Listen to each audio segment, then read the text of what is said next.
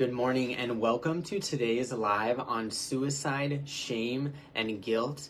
I'm going to share more about my own experiences with suicidality, my experiences helping those who have struggled with wanting to end their lives. Number 3, I'm going to give you some steps that you can take to heal after loss, right? After someone that you know has transitioned out of their physical form. And I wanted to mention in the last 30 days, 4 of my clients actually lost a friend or loved one to suicide. So now more than ever, this is something I desire to address. As we are in the winter and spring months, now we have the highest rates of suicide. We learn all about this. And suicide rates tend to increase as we have a decreasing economy, right? With people struggling and feeling that they have nowhere to go, right? And so I wanted to mention that there's help out there. I'm telling you now, the suicide hotline is 988 here in the United States, and I care about you, and I am here to be that light, all right? My name is Luke. I coach executives to get fit and love while making money, and I wanted to start by sharing, of course, I'm a counselor, so I have 640 hours of practicum working with youth in schools and even running a group for 6th graders who are grieving, right, who had lost a loved one. Whether it was a car accident, it was suicide, it was something, right? And during that experience, we went really deep into finding coping mechanisms for these kids so that they could feel good, they could do well in their academics and that they could grow, in a sense, stronger and sometimes even have that person live through them, right? And it was amazing to see those shifts in the youth that I worked with when I was in the schools, right? One of them even started an art program, right? And others were like talking about how excited they were to change the energy of the school at the time. So with that in mind, I wanted to share also, I have personal experiences with wanting to end it all, right? Like a lot of y'all saw my before and after picture. I went through a really dark time in my life and I lost everything that mattered to me. I left medical school. I had a lot of loans. I also lost my job and I got dumped from a 9-year relationship. Luckily, at this time in my life, I wanted to jump off of a cliff, literally. And I had a loved one who I talked to on the phone, luckily, who helped talk me down from taking those steps. And also, I had people that really cared about me, right? And I went and got help. And that's more than anything, I want y'all to know that you don't got to do this alone. That you can connect now more than ever with people that truly care about you. And we are in a loneliness epidemic, right? The average American has just one friend, right? So it's important that we really connect and we help each other.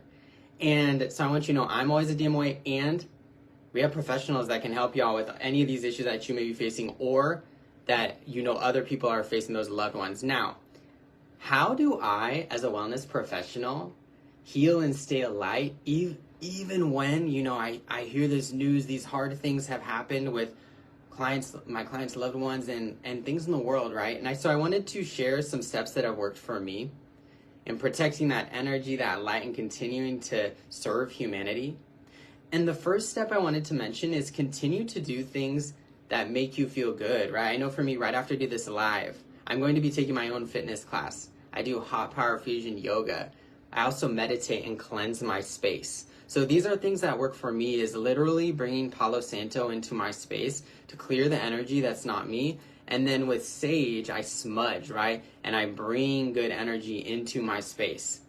So space, wherever you're at, holds energy, all right? So that's why when you go into an ashram where people have been meditating for centuries, you can feel that energy. The same maybe in a church, the same in your apartment, your house, what have you. So sometimes if you're feeling a type of way, a change in environment may be exactly what you need. For me, that meant just 3 weeks ago, going to Costa Rica, living my best life, lightening the person that is me so I could feel my best, be my best self, right?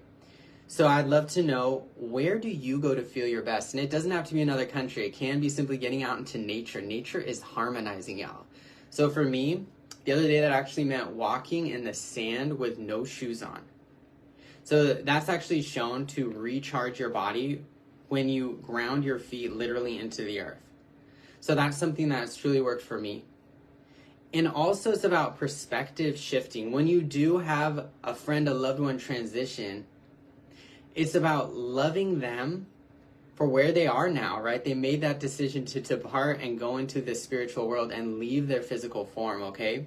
So I know I had one of my best friends tragically, unexpectedly pass away when we were 24 years old. My best friend now lives through me. I actually have a letter that I listen to every morning when I wake up, and she's cheering me on in the great work that I'm doing in wellness, and writing my first book, and continuing to go live, into sharing these resources with y'all with a pure heart, purest of intentions, all right? And another thing too is to really treat yourself with compassion, right? We are human beings. We're not human doings, right? And it's important to know that those quote unquote mistakes that we make, especially in my own experience when I've messed up, those are the times that I've learned the most, right? We don't typically learn by just reading a book. We learn by doing, right? By going through these experiences. And I want to say, yes, it was horrible, and I don't wish upon anyone else that they also go through the darkness that I went through. And I learned so much during that time, and I would not be as impactful if I hadn't gone down that pathway. So option to just journal if you are going through a rough time, or someone that you know is going through a rough time, on how this could be a good thing in the long term, right? I was very inspired last night. I watched the show with Oprah Winfrey, Shame, Blame, and Weight Loss Revolution. It was on Hulu.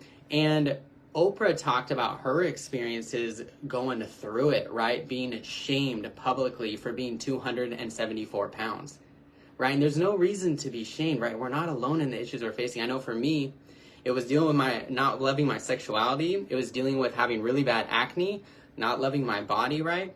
We're in a time where people are being beautifully vulnerable and sharing that, just like Oprah shared, that we're not alone in this and there's help out there. And sometimes that help comes in the form, like it was for me, through a loved one, for me, through my coaches, for me, through changing my diet, getting sober. For people like Oprah, change has happened through Ozempic, right? Through getting help outside of the traditional weight loss, diet and exercise routine. So just know that your path is your path, and loving yourself along the way is key to long-term success, right? During the highs and the lows. And with that in mind, I wanted to mention that you being your best self, you shining bright, and just like what I'm doing all the time, making my little dance videos, and also, sharing my lives and these wonderful transformational stories with y'all, is going to actually help those people that are struggling with mental health, and even the people that have already transitioned, right? You in a sense are living their life, right? For those people that have already transitioned. So option to just perspective shift and write all of that great stuff out. And I wanted to mention, last but not least, you don't have to do it alone. Okay, we're in this time where you can DM me, you can connect with anyone, any place, anywhere.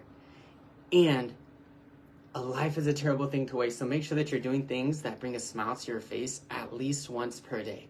And once again, that means for me going to my own fitness class in 30 minutes.